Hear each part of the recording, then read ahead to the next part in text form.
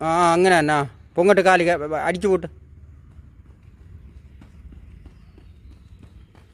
Okay okay okay.